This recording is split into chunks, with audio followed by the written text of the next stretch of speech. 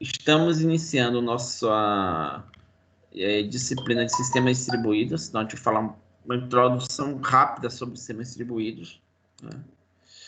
E a primeira coisa que eu gostaria de falar com vocês é a gente ter um entendimento exatamente do que são sistemas distribuídos, né?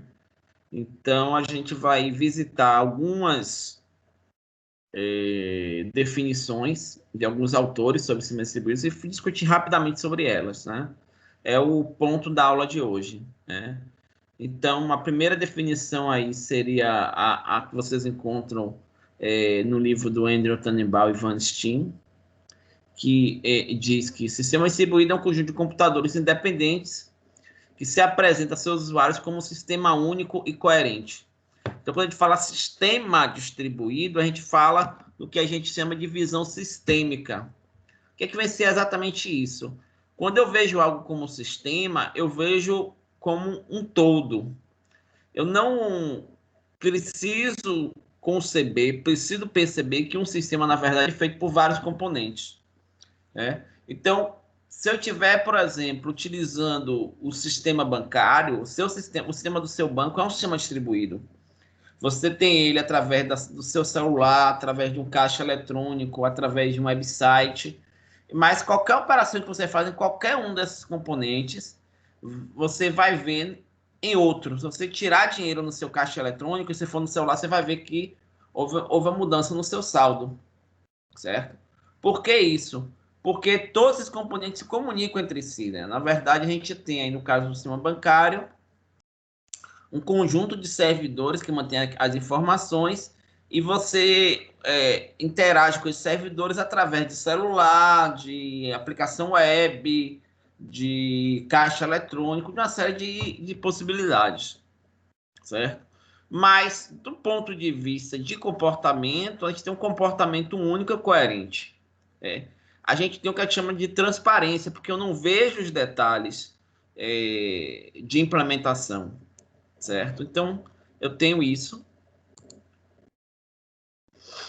Uma outra visão, vocês vão encontrar no livro do George Coulouris, né? Que é um sistema em que componentes localizados em computadores interligados em rede se comunicam e coordenam suas ações, enviando apenas mensagens entre si. Qual a ideia do sistema distribuído? O sistema distribuído é um sistema em que as partes estão distribuídas. E essas partes implicam em software que executa em cima de hardware. Então, eu tenho diferentes programas de computador que estão localizados em computadores distintos, né? E esses programas se comunicam entre si como? Se eu estivesse no mesmo computador, os programas podiam utilizar uma memória compartilhada, podiam gravar num arquivo, podiam fazer chamadas de funções entre eles, mas eu não tenho essa possibilidade quando eu falo de computadores distintos. Então, se eu tenho programas executando em computadores distintos, a única coisa que eu posso fazer é um programa se comunicar com o outro através de mensagens, de envio de mensagens, certo? Então, eu não tenho um elemento global, eu não tenho uma memória compartilhada, eu não tenho um relógio global, né? Pelo fato desses componentes de hardware e software serem distintos, eu tenho o que a gente chama de independência de falhas, porque esses componentes eles podem falhar independentemente dos outros, e eu tenho uma execução concorrente, né? O software que executa num computador, ele executa de forma concorrente a outro, né? Então, eu tenho a execução concorrente dos componentes de hardware e software.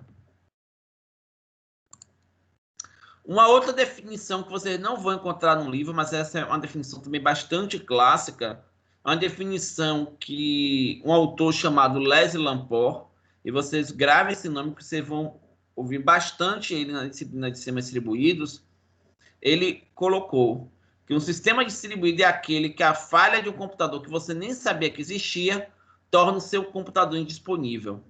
Então, qual é o ponto interessante dessa definição, né? ele foca justamente na questão da transparência, né, e da necessidade de tolerar falhas. Porque os componentes de hardware e software eles podem falhar, e essa falha de algum componente que você nem sabia que existia, você não conhece, faz com que você não utilize o seu computador, o seu próprio computador. Então, tem que ter mecanismos de configurar e de dispor os componentes de hardware e software de modo que funcione apesar das falhas. Então, isso é um grande desafio para nós. Por fim, uma definição que ela é um pouco diferente dos conceitos que nós abordamos até agora, é uma definição da Nancy Lynch, que também é uma autora de livros distribuídos, mais utilizada normalmente mais em cursos de pós-graduação, em que ela coloca que, quando a gente fala em sistemas distribuídos, a gente pensa em algoritmos para execução de processadores distribuídos em uma grande área geográfica. Então, pensa, tem um computador aqui, um outro em um outro site, um outro em outro país, outro estado, outra cidade, eles estão se comunicando através da internet, através de uma rede dedicada, através de algum suporte de rede, mas que esse conceito ele também se ampliou para a gente pensar em algoritmos executando numa rede local. Então, posso ter uma rede local na sua organização e eu ter servidores, estações de trabalho que elas se comunicam entre si nessa rede, ou mesmo a gente pensar em algoritmos que executam em multiprocessadores de memória compartilhada. Então, imagine que você tem computadores com multicore, e você pode ter um processo executando num core, um processo executando no outro. E nesse caso, os computadores multicore, esses processos eles podem usar em comum a memória compartilhada. Esse é um conceito, ele é um pouco mais amplo, ele não é um conceito baseado em troca de mensagens, a gente não vai abordar isso no curso, a gente vai focar nos sistemas distribuídos propriamente ditos, que eles são baseados em troca de mensagem. Né? Então, mas é só para a gente entender que existe também autores que eu considero sistemas distribuídos, sistemas em que você tem esse nível de concorrência e paralelismo, ainda que tenha uma memória compartilhada, mas isso não vai ser objeto do nosso curso, certo? E aí a gente vai tratar nas próximas aulas das implicações dessas definições e o que é que isso vai gerar na construção de sistemas distribuídos. Ok, gente? Então, por hoje é só para um pequeno começo da nossa disciplina. Sejam todos e todas bem-vindos.